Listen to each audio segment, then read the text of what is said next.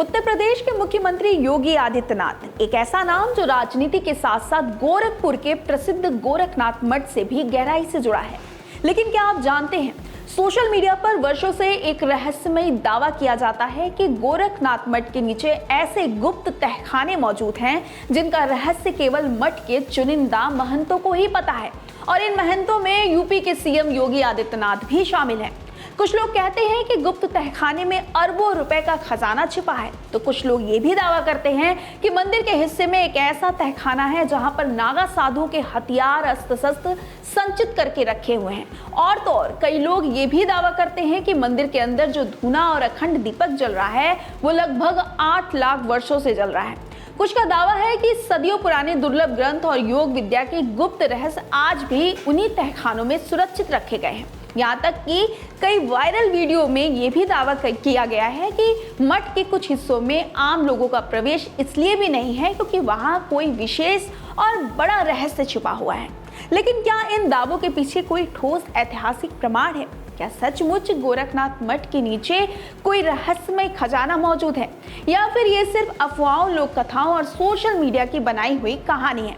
आज हम इतिहास, उपलब्ध तथ्यों और प्रचलित मान्यताओं के आधार पर इस रहस्य की परतों को खोलेंगे। तो चलिए देर न करते वीडियो को शुरू करते हैं।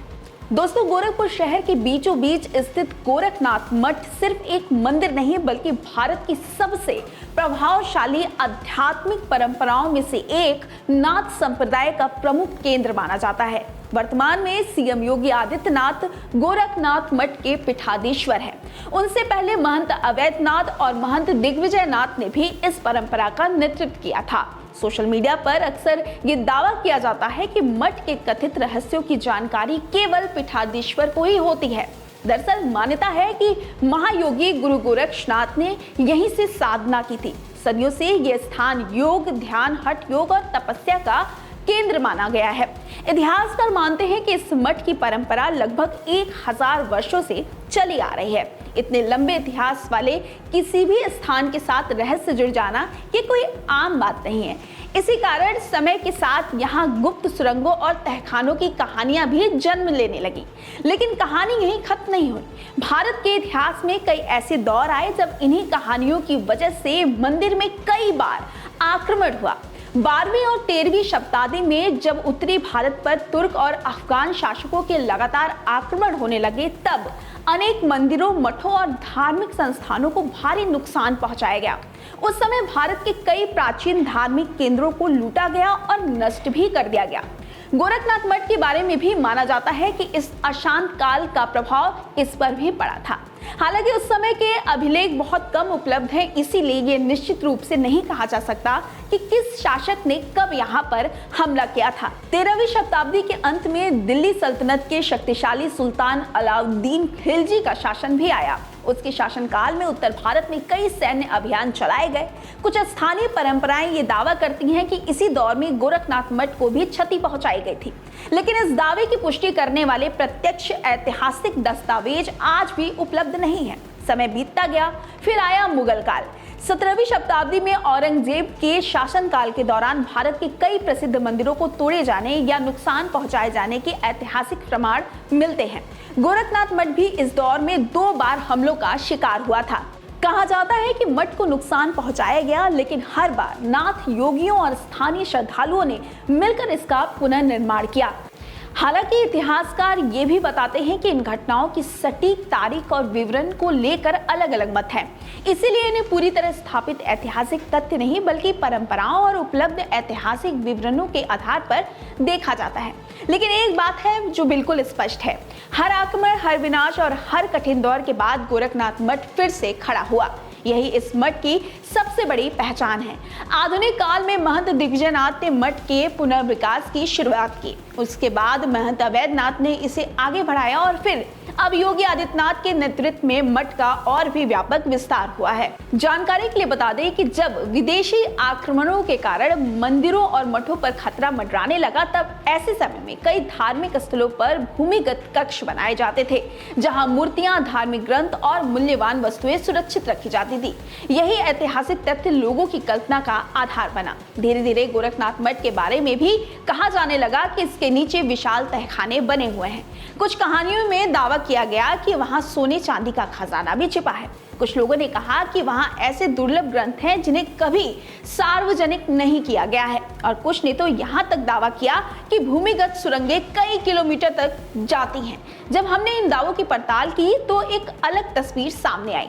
आज तक भारतीय पुरातत्व सर्वेक्षण की कोई सार्वजनिक रिपोर्ट, किसी सरकारी विभाग का कोई आधिकारिक दस्तावेज या किसी वैज्ञानिक खुदाई में ऐसा कोई प्रमाण सामने नहीं आया जो ये साबित करे कि गोरखनाथ मठ के नीचे अरबों का खजाना या रहस्यमयी सुरंगों का विशाल नेटवर्क मौजूद है।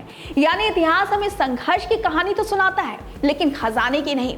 इतना जरूर कहा जाता है कि 1000 वर्षों तक इतिहास अपने भीतर कई ऐसे राज समेटे हुए हैं जिनका पूरा सच शायद आज भी सामने नहीं आया है। और शायद यही अधूरी कहानी, यही अनसुलझे सवाल और यही रहस्य गोरखनाथ मठ को आज भी भारत के सबसे चर्चित धार्मिक स्थलों में से एक बना दिया है। लेकिन जब बात हथियारों और अस्त्र शस्त्रों की जाती है तो कुछ चीजें स्वतः ही अपने आप दिखाई देती है। जब कुछ लोग ये दावा करते हैं कि मंदिर में हथियारों का एक बड़ा जखीरा संचित करके रखा गया है, तो इसका उदाहरण भी दिखा दिया जाता है। दरअसल हर साल विजयदशमी के दिन गोरक्षपीठाधीश्वर का एक विशाल जुलूस गोरखनाथ मंदिर से निकलता है, जो वहां से लगभग 1 किलोमीटर दूर मानसरोवर मंदिर और रामलीला मैदान तक जाता है।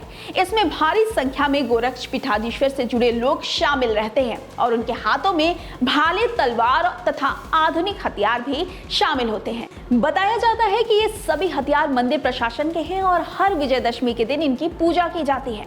इसके बाद विजय जुलूस निकाला जाता है। मंदिर से संबंधित कई महंत और ग्रंथ ये कहते हैं कि मंदिर में जो अखंड धूना जल रहा है वो हजारों लाखों वर्षों से निरंतर प्रज्वलित है। लोग दावा करते हैं कि ये त्रेता युग से चला आ रहा धूना है जो आज तक जल रहा है और हजारों लोगों की आस्था का केंद्र भी है। लोग धूने की राख को अपने घर ले जाते हैं। मान्यता है कि इससे घर में समृद्धि आती है तथा दुख और दरिद्रता का नाश होता है। खैर, अगर देखा जाए तो गोरखनाथ मठ का सबसे बड़ा खजाना कोई है तो वो सोना या चांदी नहीं, बल्कि इसकी आध्यात्मिक विरासत है। सदियों से यहाँ योग की परंपरा जीवित है। देश विदेश से लोग यहाँ दर्शन और साधना के लिए आते हैं। हर वर्ष मकर संक्रांति पर लगने वाला प्रसिद्ध खिचड़ी मेला लाखों श्रद्धालुओं को आकर्षित करता है। मठ शिक्षा, स्वास्थ्य और समाज सेवा के क्षेत्र में भी महत्वपूर्ण कार्य करता है। यही इसकी वास्तविक पहचान है। फिलहाल आपको क्या लगता है, क्या सच में गोरखनाथ मठ के तहखाने में अरबों का खजाना है? अगर हाँ तो कमेंट कर जरूर बताइएगा। वीडियो अच्छी लगी हो तो लाइक और शेयर भी जरूर कर दीजिएगा। अपना ख्याल रखिएगा। बहुत बहुत धन्यवाद।